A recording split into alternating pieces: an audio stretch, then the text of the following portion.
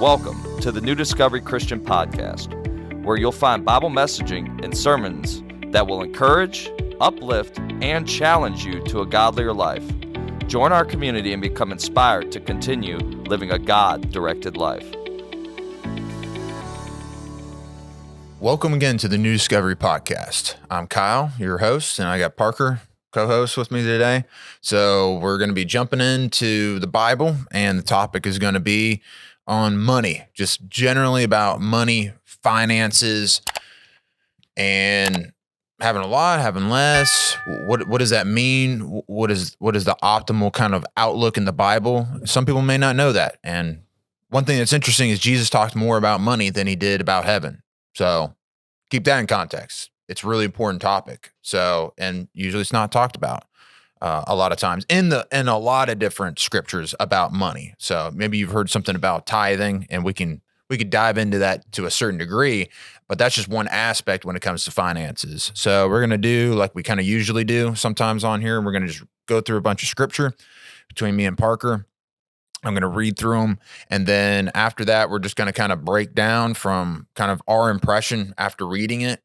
And we're going to go from there. Usually part one, part two, when it comes to the podcast. So just be ready for that. We're going to have a kind of intro part one and then a part two. So go ahead and we're going to dive right on in. So I'm just going to read through the scriptures. So this one, Matthew 25:21. His master replied, "Well done, good and faithful servant. You have been faithful with a few things. I'll put you in charge of many things. Come and share your master's happiness." Proverbs 38. Keep falsehood and lies far from me. Give me neither poverty nor riches, but give me only my daily bread. Proverbs 19:22. What a person desires is unfailing love, but better to be poor than a liar. Psalms 37:16-17. Better the little that the righteous have than the wealth of many wicked. For the power of the wicked will be broken, but the Lord upholds the righteous. Cast but a glance at riches, and they are gone, for they will surely sprout wings and fly off to the sky like an eagle. A good name is more desirable than great riches. To be esteemed is better than silver or gold. That's Proverbs 22:1. 1 Timothy 6:10. For the love of money is the root of all kinds of evil. Some people eager for money have wandered from the faith and pierced themselves with many griefs. Romans 13:6. This is also why you pay taxes, for the authorities, God's servants, who do their full time to governing. Proverbs 10:2. Ill-gotten treasures have no lasting value, but righteousness delivers from death. Proverbs 11:4. Wealth is worthless in the day of wrath, but righteousness delivers from death. Proverbs 18:11. The wealth of the rich is their fortified city. They imagine it a wall too high to scale. And the last one, Ecclesiastes 11:2. Invest in 7 ventures, yes, in 8. You do not know what disaster may come upon the land. Okay, so those are all the scriptures. One of the first impressions that I can get, and I guess maybe the first kind of part we can kind of get into here is scripture does seem to have an issue with a trust reliance on wealth. That's where you place your faith and trust. And I'm seeing I guess that's one. Maybe we can dive into that. There's another aspect I see that's a negative aspect. And then there's a positive one. Maybe we can get into the positive in part two. Okay. But I think the thing I see is that people are using wealth as their God. That's where I find trust and faith in. That's kind of what I'm seeing with some of these scriptures that we're going through in here is, especially when it comes to righteousness, it's talking about it's not going to save you in the day of disaster. Right. In the day of judgment, it's not going to save you. You can't bribe God. Right. So Exactly. So, and it also, I like how it says it's a root, not in itself. Love of money is a root of all kinds of evil. Some people eager for money have wandered from the faith and pierced themselves with many griefs. There was another one as well that I felt like was definitely in this territory when it comes to wealth and the love of money, because that one was on the love of money. And I like how you're saying the love of it's not money itself that's the problem. It's and that gets misquoted very often. Yeah. Right. But it's that love of it that I guess it's an idol basically. But yeah. I think this one may be it. Watch out, be on your guard against all kinds of grief. Life does not consist of an abundance of well, that one's good. There's one that was specifically, maybe this is it. No, that's not it. Here it is. Yeah, this one really got me as I was studying. Those who want to get rich fall into temptation. I like how that says want to get rich, into a trap, into many foolish and harmful desires that plunge themselves into ruin and destruction. I just wanted to quote that one just because it's just so good. The wanting to get rich, it's a trap and leads to, not in itself, but it leads to foolish and harmful desires that lead to ruin and destruction. I like that. There's something with the desire that seems to be an issue with wanting to get rich. And one thing that immediately comes to my mind, and on here, maybe your toes are going to get stepped on kind of thing, but that's what happens at times. Now, someone can correct me in my thinking in the comments or in conversation and purpose. But as far as I've ever seen when it comes to playing the lottery, why do you play the lottery? I would say to get rich. Right. And there's in scripture saying those who want to get rich fall into a temptation, a trap, into foolish and harmful desires. I mean, that's why I just wanted to quote it there. You want to get rich. And also there was one in here that talks about dishonest gain when it comes to, dishonest money dwindles away, but whoever gathers little by little makes it grow. Yeah. Winning the lottery is not making it little by little. Yeah. That's that you want to get dishonest, get rich quick. We can call it whatever we want to. It says it dwindles away. And what's interesting is those who win the lottery, they've shown that they always lose all their money within 5 to 10 years, and their lives are worse off. You have to know to manage it. Anxiety, suicides, going to jail and prison, bankruptcy. You're like, well, how did they go bankrupt? Divorces over those situations. It's very well known that those happen to almost everyone who wins the lottery. And then the question is, let's just read it. But whoever gathers more little by little makes it grow. One thing I've noticed for me financially is that maybe busting my butt, I don't know how else to call it, I guess, working really hard towards what you have, you appreciate, well, first of all, you learn lessons, I think, working and doing it little by little. I think it grows your character and how success works, working through the failures, and then you appreciate just what you have. And scripture in here also about being content with what you have as well. Actually, I think it says right here, keep your lives free from the love of money and be content with what you have, because God has said, I will never leave you and never forsake you. So there's a content aspect here that's against the love of money. So I think it's kind of like my first car, if I'm honest. I was not as appreciative of it because I was just given it. But as soon as I started buying my vehicles, the last two, it's like, no, the oil's going to get changed on time. It's going to be cleaned in here. No, I don't want a bunch of scratches and dents on the outside. Yeah, I'm fixing them. I'm buying the next car. Am I going to scoot that very soon by not taking care of it? Because it's on me kind of deal. Whereas in the lottery, it's almost like it skips over that. It skips over all the experience, the hard work that goes into getting what you worked for kind of deal, and that's one aspect of the lottery. Even people who work hard could still be greedy. So there's that aspect too. No doubt about it. For sure. But I do think the lottery is not a necessarily good thing. I think it comes into, I want to be rich. Yeah. And why do you want to be rich? Well, here's the thing. All right. So for context, I'm a part-time youth minister, but I'm full-time work as a tax accountant. Right. So I love helping people, be wealthy. Like that's literally what I do. Yeah. Now the reason for that is because you can use that wealth to pursue God and serve Him, and we'll get to that in part 2. But I'm about to say there's a scripture in here. It's not all doom and gloom, but now going back to your point about the divorce and stuff.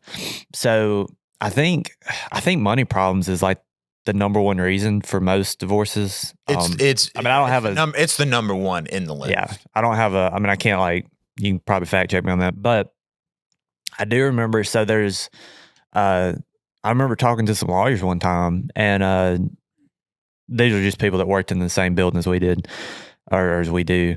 But one of the things they said was really like the people that come in there that are like legit criminals that have like stolen and maybe beat somebody up, like they don't scare them at all. It's these people that get in these like family disputes over money, these like divorce stuff. Like those are the people that like really kind of freak them out. That's what I thought was interesting about the scripture you quoted, was how it, how that love of money is really like, that's really where the evil can start. But yeah, I like this little section in Ecclesiastes 4 too, where it says that he says, then I looked again at the vanity under the sun, and he says, there's a certain man without a dependent, having neither a son nor a brother, yet there was no end to all his labor. Indeed, his eyes were not satisfied with riches, and he never asked, for whom am I laboring and depriving myself of pleasure? This too is vanity and a grievous task, right? So this dude's sitting here. He's not, as you said, he's not happy with what God's blessed him with. He's always trying to get more and more and more. And the problem with that is that it'll never satisfy you, right? Yeah. So I thought that was interesting. But yeah, I don't know if you had anything else to say to that. Well, I guess one other thing that I can kind of think of is that, going off of that, which that's a really good scripture, is money is a tool, and a tool can be used for good, or a tool can be used for evil. And the question is, and that's why we're getting to the desire, and that's where we're getting to the heart here. And that's why it's so important, is that you could put a gun in someone's hand and they can go shoot a deer, go feed their family, and you could put a gun in someone's hand and they're going to go massacre people at Walmart. So, right. Is the gun bad, or is the person bad? Yeah. I can put a axe in someone's hand and they could go down and chop trees and build a house for their family. And you could put an axe in someone's hand and they can go ahead and murder a bunch of people. And is the axe what's wrong, or is the person that's messed up? Is the desires inside of them not right? I think that's an aspect that we have going on here, is that now, money can change people. There's no doubt about that. But yeah, I think a better way of putting it is, I like what one person said. He was the past youth minister here, Chad, and I like what he said, is that I don't think money changes people. I think money really reveals what's there to begin with, and it's amplified. And I think that's so very true, is that if you give people the opportunities to use this for good or for evil, you'll soon find out what's really in that person's heart very quickly, because now they have a lot of power. And power isn't a bad thing, but power is the ability to get things done easier, more effectively than someone else. And you're about to find out real quick. And that's why I don't think power corrupts. I think power just really reveals what's actually under the hood kind of deal, in all honesty. Even like David, for instance,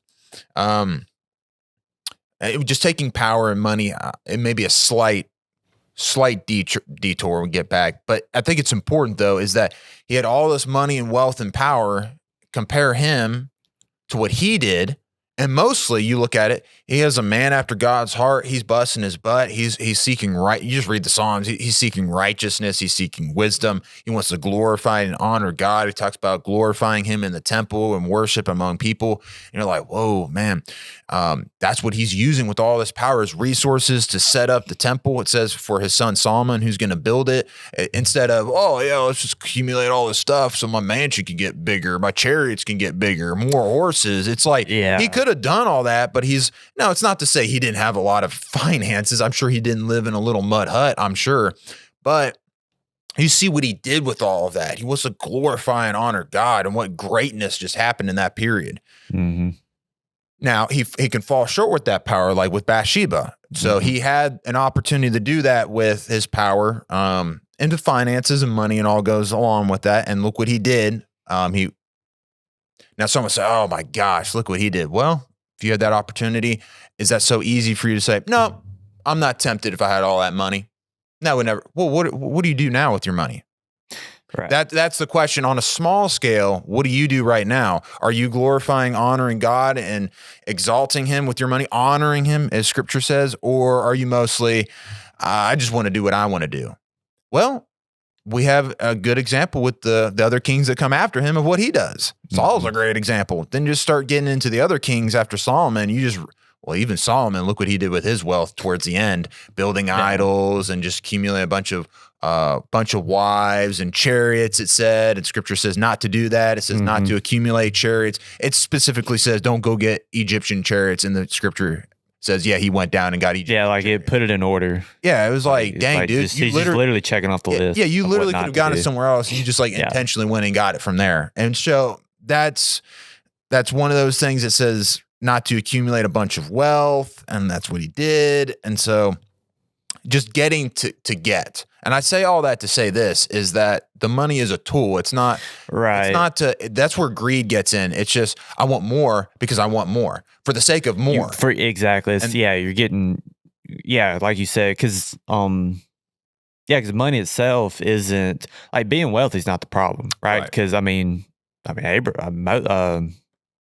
Abraham, dude, was loaded back in, by their standards. By their standards, he had a lot of money.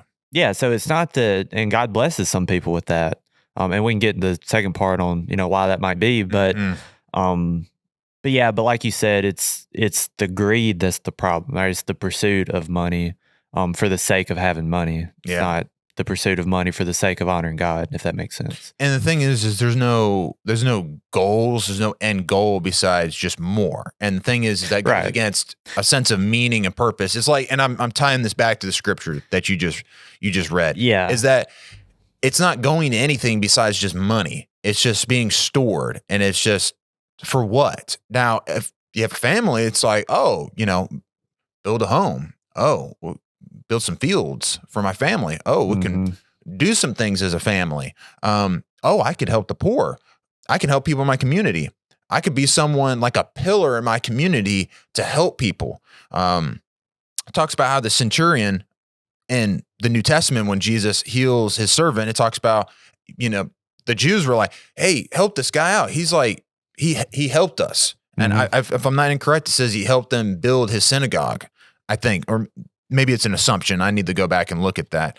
But there's an assumption that he went and he built up their synagogue. And it's like, he's becoming a pillar of society. It's like, what is he doing with all that he's got? Is he just, going and laying back and Netflix and chilling and just all that he wants, partying on the weekends, like the son that goes away and he takes all that wealth, and what does he do with it? He squanders it on women and drinking and just living it out. It's like, we had all that. Is that what you would do? And everyone needs to ask themselves that question. Is that what you would do with all of that? Or are you going to glorify and honor God and whatever that looks like kind of deal? And that may look different for you than someone else and what you do with all that money. But is it all just, and then it comes down to this, is all just you with it. And so the money just amplifies whatever that is. It's like Uncle Ben said to Spider-Man, great power comes great responsibility. Such a great quote. And that's just what it comes down to, is that you just amplify whatever's there. You may already be doing it right now, all these things I'm talking about on a little scale, but you would do it more on a grander scale. Whether that's honoring God or not honoring God, it just amplifies whatever that is. So I guess that's one way of looking at it, getting to the heart of the situation. Yeah. No pun intended. Is where is your heart with God? Getting that straight. Are you trusting, have faith in him, or is it trust in the wealth? Is this what gives you? Mm-hmm. Do you seek blessings from God, or do you seek blessings from your finances and your life? And so it's getting into that situation. And I think the scripture is warning us of where is your heart right now? Mm-hmm. And I like where, I believe I read through here, it was talking about the faithful servant. You were faithful for little, I will give you more now. If you're not faithful with the little, what you have will even be taken away from you, is Jesus' Proverbs, one of his parables. So are you faithful in a little? If you are, then you can be faithful with a lot and then given even more. But God's like, no, if you're not faithful with even what's a little, you won't be faithful with what's a lot. Right. So there's the test right there for us. kind of what I'm saying and how Jesus kind of brings that out. So that's one way of looking at the situation, is getting to the heart, I think, in the situation. Yeah. I'm going to cut it off right here, though. I think that was really good when it comes to part 1. So we're going to stop right here. Thank you for joining in. Hopefully you guys are getting as much out of this as we're getting out of this. So if you like what we're doing, give us a like. Just lets us know we're doing the right thing, and gets the message out there. And we're going to jump in. We'll see you on part 2 when it comes to money in the Bible.